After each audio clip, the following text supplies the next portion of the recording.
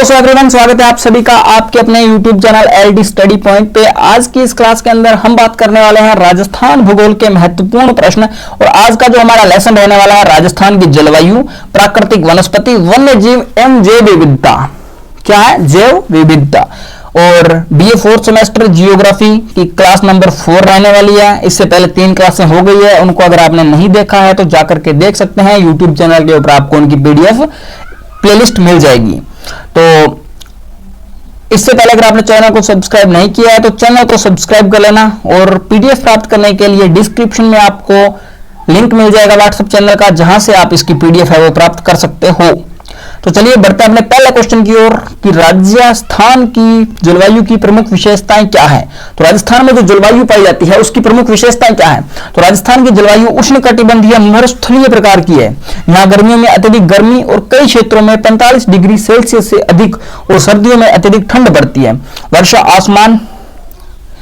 असमान और कम होती है। औसतन 100 से 500 मिलीमीटर तक। थर्मोस्टेल के कारण यहाँ सूखा और रेतीला तूफान आम बात है। राज्य के पश्चिमी भाग में अत्यधिक शुष्कता पाई जाती है। अरावली पर्वतमाला जलवायु विभाजक रेखा का कार्य करती है। इसके पश्चिम में शुष्क और पूर्व में अपेक्षाकृत आर्द्र जलवायु पाई जाती है। मतलब अरावली के पास का जो इलाका है वो ठंडा है और जो पश्चिम का इलाका है वो क्या है? गर्मियों वाला इलाका है। उसके बाद हमारा अगला क्वेश्चन आता है जिसके अंदर आपसे पूछा गया कि राजस्थान में वर्षा की स्थिति क्या है।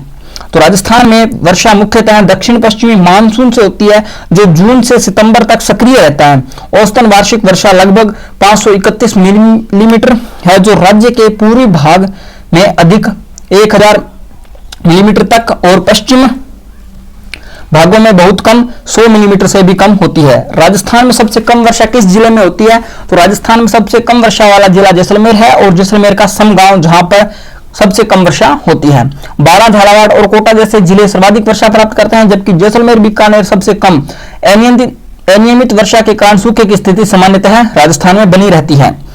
तो और इसके बाद हमारा अगला क्वेश्चन है कि राजस्थान की प्रमुख प्राकृतिक वनस्पति कौन कौन सी है। तो राजस्थान में उगने वाली प्राकृतिक वनस्पति कौन कौन सी है? तो राजस्थान में प्रमुखतः प्राकृतिक वनस्पति जलवायु और मिट्टी पर निर्भर करती है। राज्य में शुष्क, पर्णपाती, कांटेदार झाड़ियां और मरुस्थलीय वनस्पतियां पाई जाती है। पर्णपाती मतलब जो अपने पत्ते गर्मियों में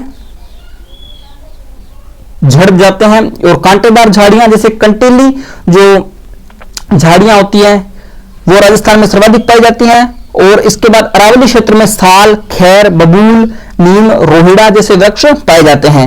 रोहिड़ा राजस्थान का राज्य वृक्ष भी है और इसे 31 अक्टूबर 1983 को राज्य वृक्ष घोषित किया गया था। पश्चिम मरुस्थलीय भागों में कैक्टस, थोर, केयर, सांकड़ी झाड़ियां पाई जाती हैं। वनाच्छादन राज्य क्षेत्र का लगभग 7% ही है, जो राष्ट्रीय औसत में बहुत कम है। उसके बाद अगला क्वेश्चन, राजस्थान में वन्य जीव संरक्षण की क्या स्थिति है। तो राजस्थान सरकार ने वन्य जीवों के संरक्षण के लिए कई राष्ट्रीय उद्यान, अभ्यारण्य और जैव विविधता क्षेत्र बनाए हैं। रणथंभौर राष्ट्रीय उद्यान, सवाई माधोपुर सरिस्का बाघ अभ्यारण्य,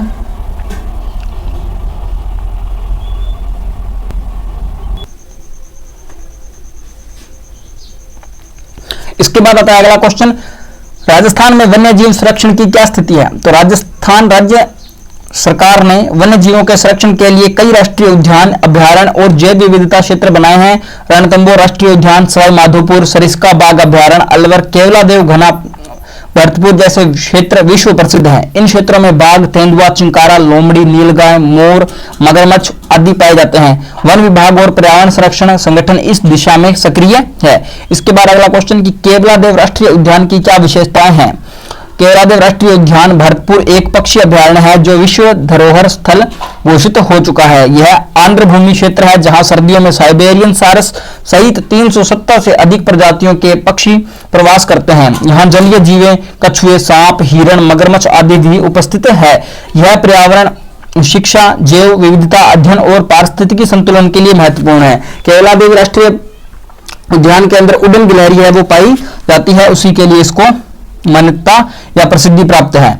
और रणथंभौर राष्ट्रीय उद्यान की जानकारी दीजिए। रणथंभौर राष्ट्रीय उद्यान सवाई माधोपुर जिले में स्थित है। यह राजस्थान का प्रमुख बाघ परियोजना क्षेत्र है। यहाँ बंगाल टाइगर, तेंदुआ, सियार, भालू, हिरण, मगरमच्छ पक्षी आदि पाए जाते हैं। यहाँ उद्यान रावली और विंध्य पर्वतमालाओं के संगम पर स्थित है और प्राकृतिक व सांस्कृतिक दोनों दृष्टियों से समृद्ध है। रणथंभौर किला भी इसी क्षेत्र में है, इसे पर्यटन को बढ़ावा भी मिलता है। इसके बाद आता है कि जैव विविधता का क्या अर्थ है और राजस्थान में इसकी क्या स्थिति है। जैव विविधता का अर्थ किसी क्षेत्र में पाए जाने वाले पौधे, जानवरों, सूक्ष्म जीवों आदि की विविधता, मतलब कि उनका जो बीच का जो सम्मेलन है उसे। राजस्थान में जलवायु, स्थलाकृति और मिट्टी की विविधता के कारण जैव विविधता समृद्ध है।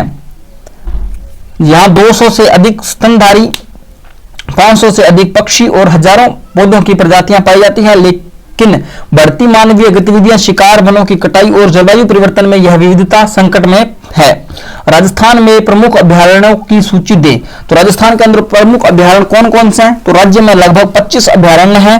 वर्तमान में 27 प्रमुख अभयारण्यों में दर्रा, कोटा, सीतामाता, प्रतापगढ़, कुंभलगढ़, राजसमंद। कुंभलगढ़ जो राजसमंद है इसके अंदर जो भेड़िया है वो प्रसिद्ध है, और जसर थाना, अलवर, टोडगढ़, रावली, अजमेर, वायबंद, बीकानेर आदि शामिल है। ये क्षेत्र वन्य जीव संरक्षण, पारिस्थितिकी संतुलन और पर्यावरणीय शिक्षा के लिए अत्यंत महत्वपूर्ण है। इनमें कई दुर्लभ और संकटग्रस्त प्रजातियां भी सुरक्षित रखी गई हैं।